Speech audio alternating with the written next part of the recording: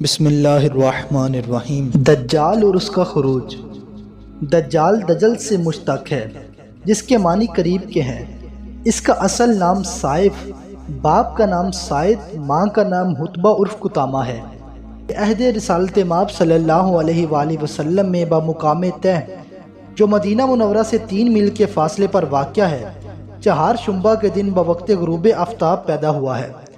पैदाइश के बाद आनन फानन बढ़ रहा था। इसकी दाहिनी आंख फूटी थी और बाईं आंख पेशानी पर चमक रही थी।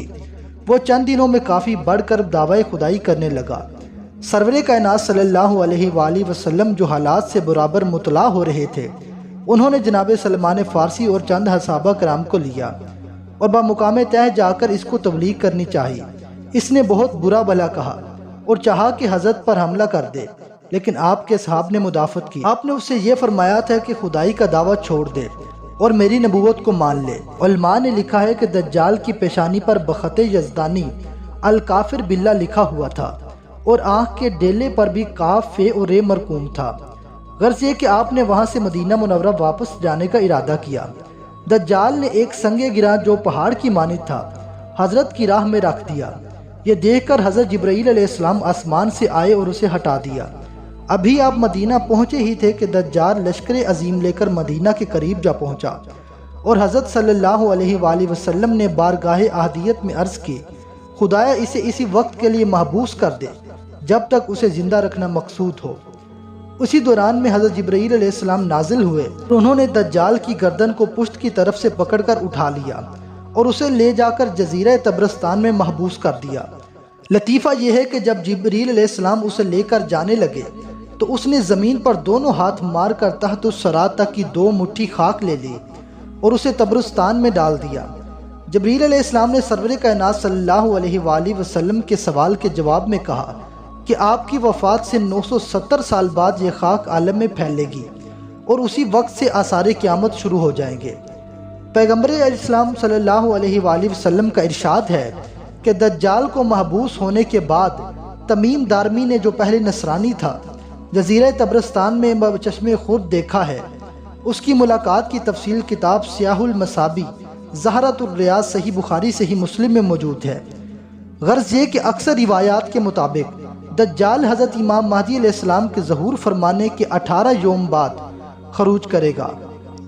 ज़हूर इमाम महदी अलैहिस्सलाम और खरूज दज्जाल से पहले 3 साल तक कहत पड़ेगा। पहले साल बारिश और ज़र्रात ख़त्म होगी, दूसरे साल आसमान और ज़मीन की बरकत और रहमत ख़त्म हो जाएगी, तीसरे साल बिल्कुल बारिश ना होगी और सारी दुनिया वाले मौत की आगोश में पहुंचने के करीब होंगे।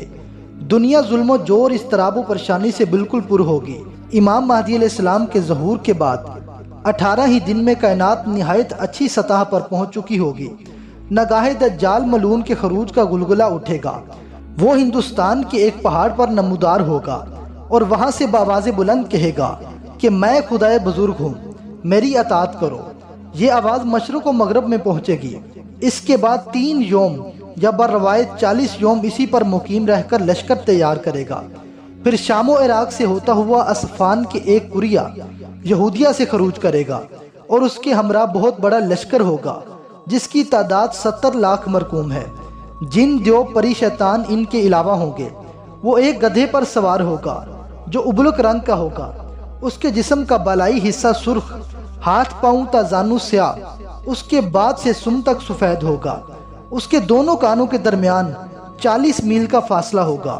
वो 21 मील ऊंचा और 90 मील लंबा होगा। उसका हर कदम 1 मील का होगा। उसके दोनों कानों के दरमियान में खलके कसीर बैठी होगी। चलने में उसके बालों से हर किस्म के बाजों की आवाज़ आएगी। वो उसी गधे पर सवार होगा। सवारी के बाद जब वो रवाना होगा तो उसके दाहिनी तरफ एक पहाड़ होगा जो हमरा चलता रहेगा। उसमें नहरें, मेवाजात और हर किस्म की नेमतें होंगी। बाईं जानब और एक पहाड़ होगा जिसमें हर किस्म के सांप, बिच्छू वगैरह होंगे। वो लोगों को उन्हीं चीज़ों के ज़रिए से बहकाएगा और कहेगा, मैं खुदा हूँ, जो मेरा हुक्म मानेगा जन्नत में रखूँगा और जो ना मानेगा उसे जहन्नुम में डाल दूँगा। इसी तरह 40 योम में सारी दुनिया का चक्कर लगाकर और सबको बहकाकर इमाम महदी अलैहिस्सलाम की स्कीम को नाकाम बनाने की पूरी कोशिश करेगा और खाना काबा को गिराना चाहेगा और एक लश्कर अजीम को भेजकर काबा और मदीना को तबाह करने के लिए मामूर कर लेगा और ख़ुद बारादा कूफा रवाना होगा। और उसका मकसद ये होगा कि कूफा जो इमाम महदी अलैहिस्सलाम की अमाजगाह है उसे तबाह कर दे। लेकिन खुदा का करना देखिए कि जब वो कूफा के करीब पहुँचेगा तो हज़रत इमाम महदी अलैहिस्सलाम खुद वहाँ पहुँच जाएंगे और बहुक्म खुदा बेखुबन से उखाड़ देंगे। गर्ज ये कि गुमसान की जंग शुरू होगी और शाम तक फैले हुए लश्कर पर इमाम महदी अलैहिस्सलाम ज़बरदस्त हमले करेंगे। बिलाखिर वो मलून आपकी ज़रबों की ताब ना लाकर शाम के मुकाम अकिया रफ़ीक या मुकाम लुद में जुमा के दिन 3 घड़ी दिन चढ़े मारा जाएगा। उसके मरने के बाद 10 मील तक दज्जाली और उसके गधे और लश्कर का खून ज़मीन पर जारी रहेगा। उलमा का कहना है कि कत्ल दज्जाल के बाद इमाम महदी अलैहिस्सलाम उसके लश्करियों पर एक ज़बरदस्त हमला करेंगे और सबको कत्ल कर डालेंगे। उस वक्त जो काफिर ज़मीन के किसी गोशा में छुपेगा वो आवाज़ देगा कि फ़लाँ काफिर यहाँ रूपोश है।